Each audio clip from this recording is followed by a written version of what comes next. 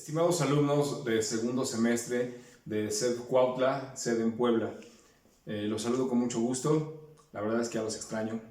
Quiero comentarles que el día de hoy vamos a ver un tema muy importante, pues es un tema que nos puede ocurrir desde la fila del súper, en nuestra casa, en nuestros centros de trabajo, cual sea que este sea la escuela, pero nosotros como futuros educadores físicos debemos saber qué hacer en caso de una crisis epiléptica. Vamos a hacer una definición pero muy breve de lo que es una crisis epiléptica. Una crisis epiléptica es la alteración temporal o permanente me refiero a algunos minutos, de la conducta en el individuo.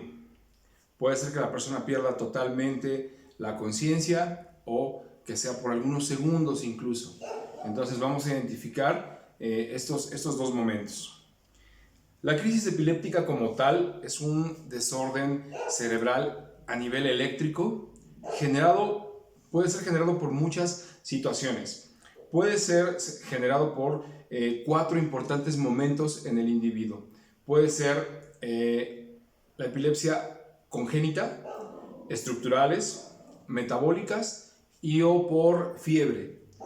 Todos en algún momento hemos visto algún tipo de convulsiones en alguna persona, en nuestras familias, y en ocasiones no sabemos qué hacer. Sin embargo, en muchas ocasiones también hemos visto acciones de personas que llevan a cabo que no son nada fiables, incluso ponen en peligro a las personas, ponen la vida de las personas en peligro. Por ejemplo, cuando una persona llega a caer al piso por una crisis epiléptica, lo primero que necesitan o piensan que quieren hacer es amordazarlos, amarrarlos, evitar que no se muevan e incluso introducir objetos en la boca para poder garantizar que no se muerdan la lengua, pensando que eso es más importante.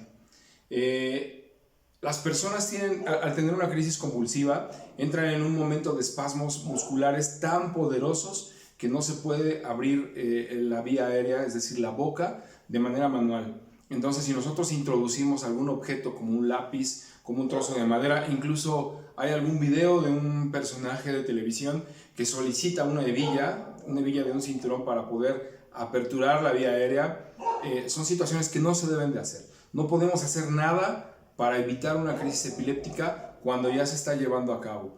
Entonces, sí podemos hacer el post, el después, el cómo reaccionar para poder tratar a esa persona que ya está padeciendo o ya está terminando su crisis epiléptica. Bueno, regresando un poquito, les comentaba que como tal la crisis epiléptica es una serie de espasmos musculares que deriva de un desorden eléctrico cerebral. Les decía que lo más común que nosotros podemos ver a nivel escuela en alumnos es las febriles. Hace un rato les comenté las 4 importantes, que son las congénitas, las estructurales, las metabólicas y las febriles. Entonces, las que más nos pueden ocurrir en las escuelas son las congénitas, que el niño o los adolescentes o los preescolares con los que trabajamos tengan un problema ya hereditario como tal.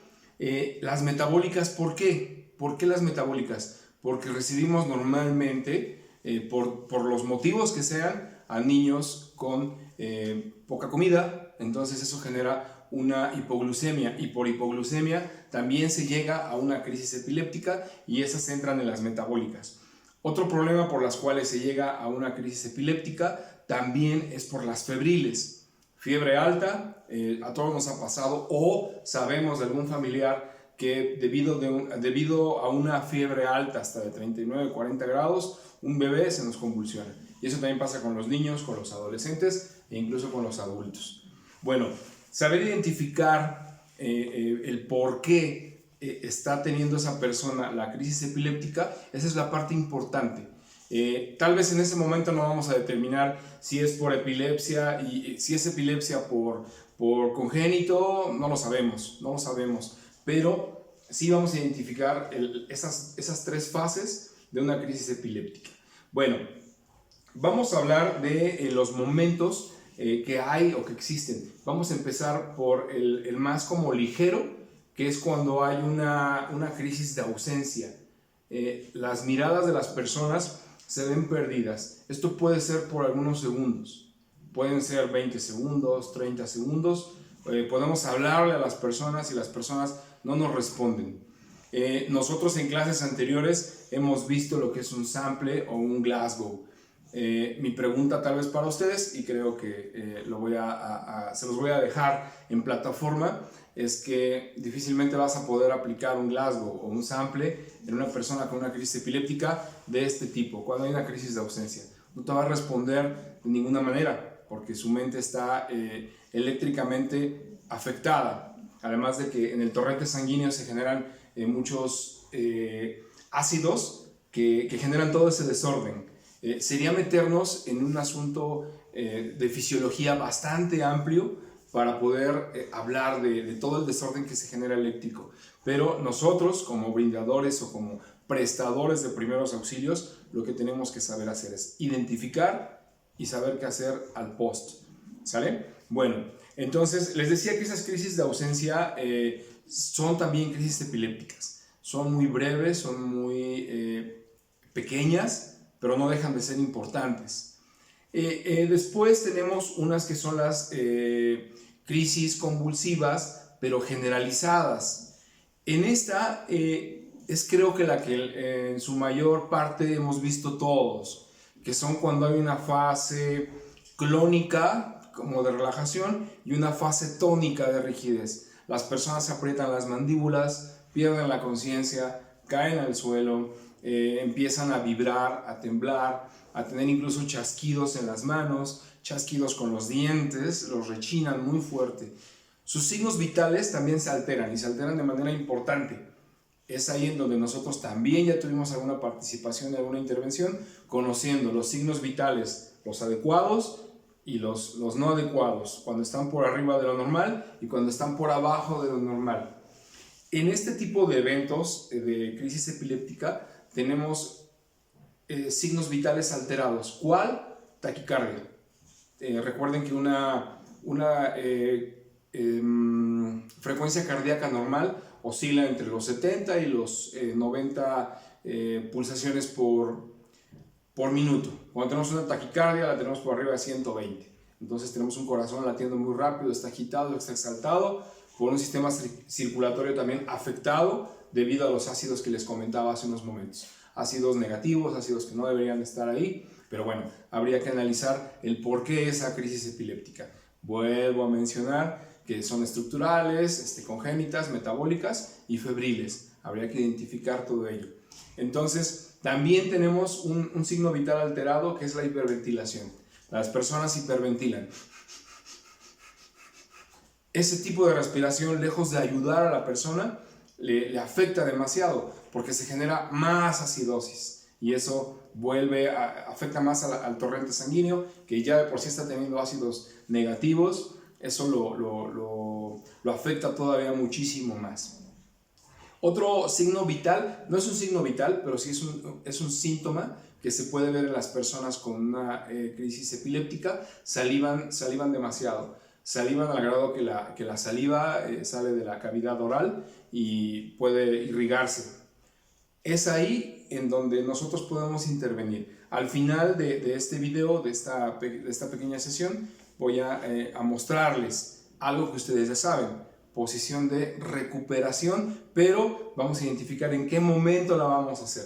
No se toca a la persona, solamente se le cuida a la persona que está teniendo la crisis epiléptica, que su cabeza no golpee, nada más. Es muy probable que la persona se haya mordido la lengua y por ese hecho esté sangrando y esa sangre se va a ir a la vía aérea. Solamente hay que laterorrotar. Si la persona está comiendo, hay que laterorrotar para que esa persona no se atragante con ese bolo alimenticio, que en ese momento va a ser imposible que lo pueda tragar y o escupir. Porque si ustedes se ponen a pensar en la definición de crisis epiléptica, que es una alteración temporal de la conducta o de la conciencia, si la persona no tiene conciencia o su conducta está alterada, no va a obedecer comandos. ¿Qué comandos? señor, señora, escupa, niño, niña, escupe, no lo va a ver. Entonces eso involucra una probable alteración de la vía aérea, y eso es lo más grave que nos puede pasar como brindadores de primeros auxilios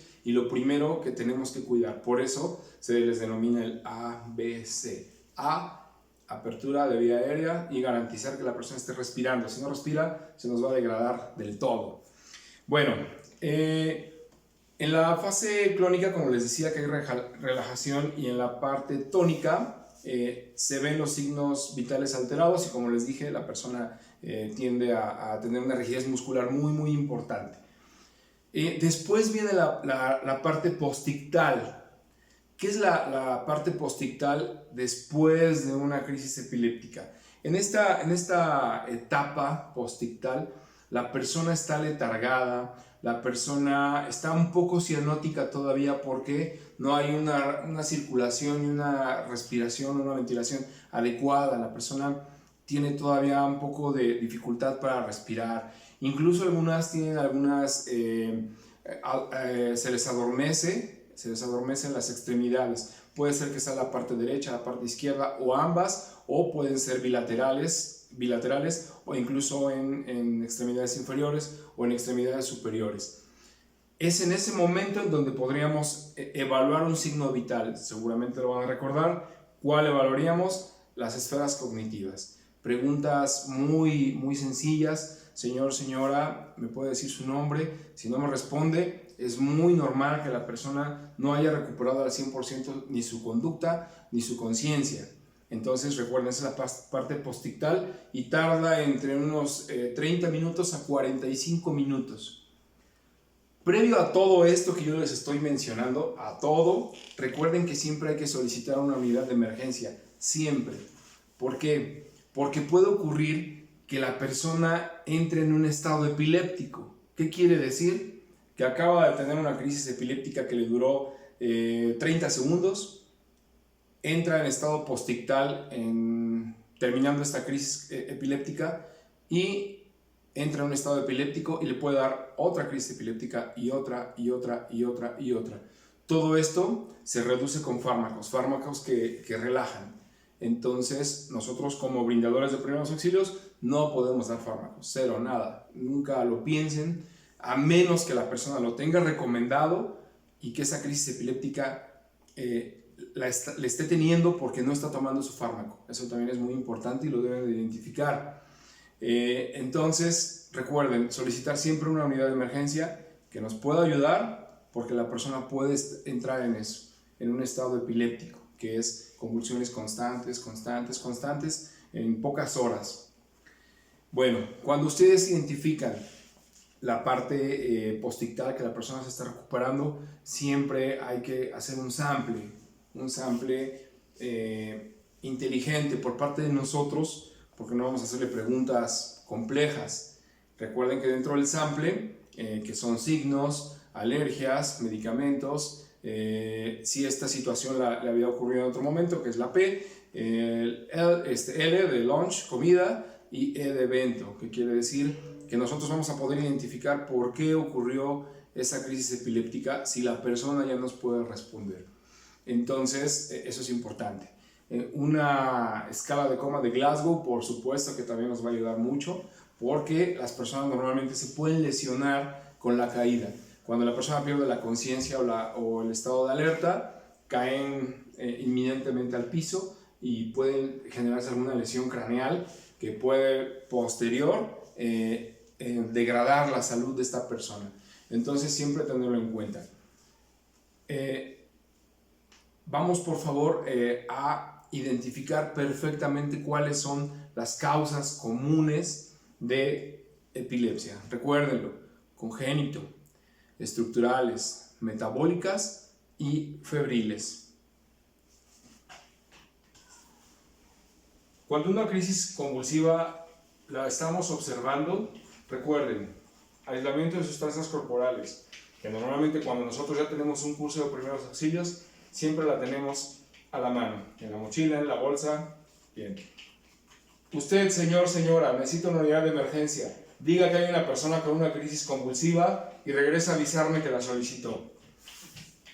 Cuando la persona termina y se encuentra ya en una posición postictal, recuerden que puede tener salivación excesiva. Voy a cuidar esa salivación excesiva con una posición de recuperación. Véase que la persona puede o vomitar o puede tener demasiada saliva. Todo esto no es al momento. Una crisis convulsiva puede tardar de 2 a 3 minutos, 1 minuto. Es importante que nosotros sepamos identificarlo. Recuerden que el estado postictal, este sí tarda mucho. Puede tardar entre 20, 30, 40 minutos. En ese momento nosotros podríamos aprovechar para realizar algún tipo de sample. Puede verse que la persona, su estado de conciencia no es el adecuado. Sería incluso más que obvio que no nos va a responder. Bien, estimados alumnos, espero que esta información sea importante para ustedes y de mucha ayuda. Espero verlos pronto.